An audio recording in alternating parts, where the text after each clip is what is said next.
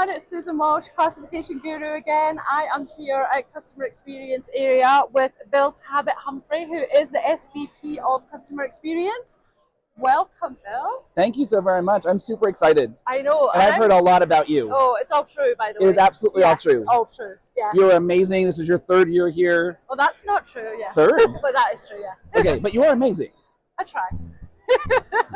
So you are pretty new to the role, but not the newest. I am not the newest. It's been about 6 months. Yeah. Next week it'll be exactly 6 months. Yeah, so how have you found it so far? Oh my God, I'm loving it. So everyone asks me the same question, like, Bill, why did you move? Like, you were at a public company, $2 billion in revenue. Why did you make the move?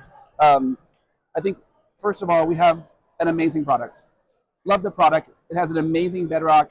Yeah. Where it's going into the cloud is super exciting. Yeah. We have a fanatical customer base. Yeah. Like, I've seen tattoos already this year. I was chatting to Andy the other day and I said it's not quite a cult, but it's almost there. They are so passionate. Passionate is the word we should use, yeah. And I think the last part about it, which I talked about a lot, is that, don't touch that, You're all right. is our people. Yeah. I really believe our people are all here because they're fanatical about our customers and fanatical about the product. Yeah. They really bleed blue and orange. Yeah. I spoke to Kate earlier and I said, you know, I've done different data events and I can truly feel that you put the customer first. Yes. Like everything you do is for the customer and you're not trying to push your tool onto the customer. It's what does the customer need and we'll build that for you. Well, and that's one of the things, like, so I've been doing services and success for almost 30 years. Yeah.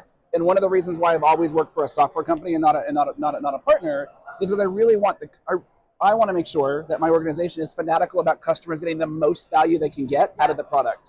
And so I often say, my job is to not sell you more services. My job is to make you so wildly successful that you want to use and find more use cases on the product and the platform. Exactly. Yeah, love that, love that.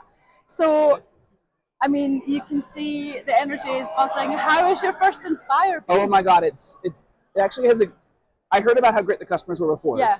Seeing them in person, it's electrifying. Yeah, so have you got a chance to meet lots of the customers? And oh my goodness, so I've had probably 30 different meetings in between keynotes, with breakfast, with lunch, stopping by customers in the expo hall. Yeah. It's been really exciting. Hearing about everyone's curious about AI. Yeah. What are we doing? How are we doing it? What's their journey on? What's tangible? Because everyone thinks AI is out there and everyone has a mandate, but there's nothing tangible. So talking about that is really exciting. Yeah. Understanding how Alteryx is helping them save time. Yeah. Someone told me this morning over breakfast, because of Alteryx, I get to see more of my son's soccer games. Oh, I love that. Yeah. Yeah, I had to make sure I said soccer, not football.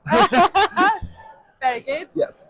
Was that because they actually do play soccer? Yes. Yeah, okay. So, yeah, also all that chatting, you must have a sore throat. I have a little bit of a sore throat, yes. So you're going to have like an event hangover after this. I think so. And rehydrate. But it's a good hangover. Isn't it? It's one of those things, and I've never had a real hangover yet. Yeah, I'm talking to Scott here, you know, it's like every other day. But I do think the energy and the enthusiasm, one of the things I love about customer events is that so often you hear the complaints. Yeah. But here you hear the excitement of what's possible, where the power of it is. So I'm super excited. I love the knowledge sharing here. Yep. It's like everyone's so giving of their tips and time, and it's fantastic. I mean, what have see? Yes. They're having a good time. What have your customers been saying? What kind of, are you hearing common themes of either positive or even problems that they're struggling with right now? So I'm hearing a lot about AI. A lot of customers are asking me, like, how am I implementing AI and doing stuff from a customer experience perspective? Yeah. I'm hearing a lot of customers asking me about enablement plans. How do they get their base, their users who really know and love Designer to be thinking about it differently with the web-based Designer, and what kind of plans they can do. Guilty, I'm not great with change. So, and it's one of those things where I hear a lot of questions asking about that. In that area. And then the other thing that I was super excited that we finally could talk about was calling LLMs from the workflow. Everyone was like, you're kidding, right? I'm like, no. And so, like, we're doing that internally at Alteryx, both from an overarching go-to-market perspective, but also within customer experience. Yeah. So they're asking, like, how are those things working? What are you doing in those situations, et cetera?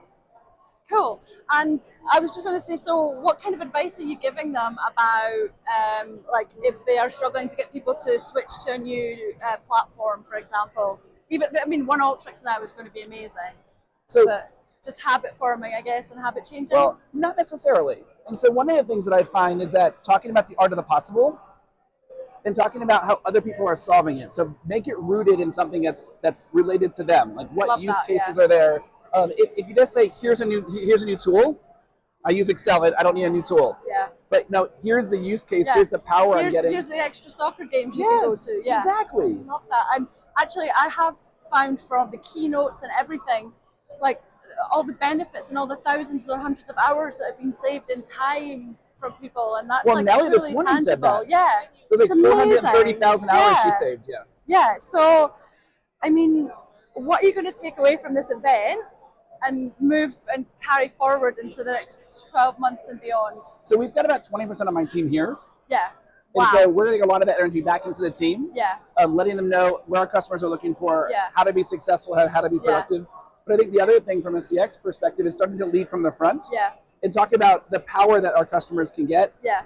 Before it was polarized. It was this or this. Yeah. Now it's all in one. And helping customers understand why use one over the other and what those benefits are.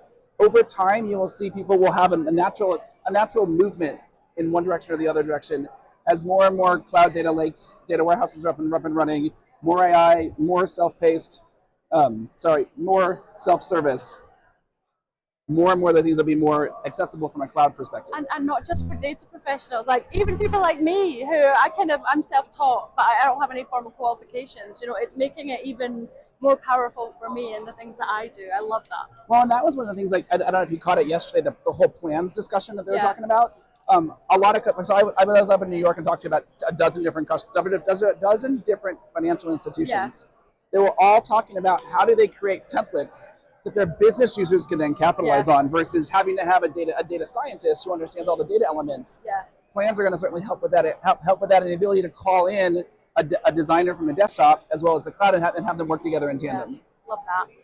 And from your perspective, how are these new innovations going to help the needs of what you're hearing from the customers you've met and spoken to? I think it's going to provide scalability.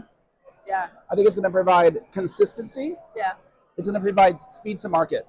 And so you don't have to go through a bunch of training and trial and error. It's going to be a much faster process as you start looking at the power of a COE and the power that you can get from your whole team working forward. Oh, I love that. And I mean, I'm so excited about Alteryx One. I really am. I can't wait to try it myself. How do you see this helping your customers going forward? And and you said scalability, so they can start small and grow with it as well. And, yes. What do you think? If you could say one thing your customers will benefit most from, what would you say that is from Alteryx One? I think the flexibility. Yeah. I think flexibility is probably the biggest thing from Alteryx One, and the ability to meet their users where they are in the journey. Yeah. Again, from the business user all the way to the more financial analyst kind of users. Yeah. That ability to meet them where they are on their journey, that flexibility. Yeah. The entry point to software used to be so high. Yeah. We're lowering that bar down, so we're making it available for everybody. Yeah. Cool. Thank you so much for your time. No, I really appreciate it. This is an amazing. I love the new branding and the whole experience. I've been and spoken to your team, and they're all fantastic. Very good. You've got a great team, so congratulations. And awesome. I can't wait to speak to you in another 12 months and talk about everything that you've achieved. I hope it's not 12 months. I like this conversation. Okay, well, let's keep it going then. We should certainly work on another podcast for you or yes. for us. Yeah, absolutely. Let's do it. Perfect. All right. Thank you, Susan. Thanks very much. Thank you, everybody.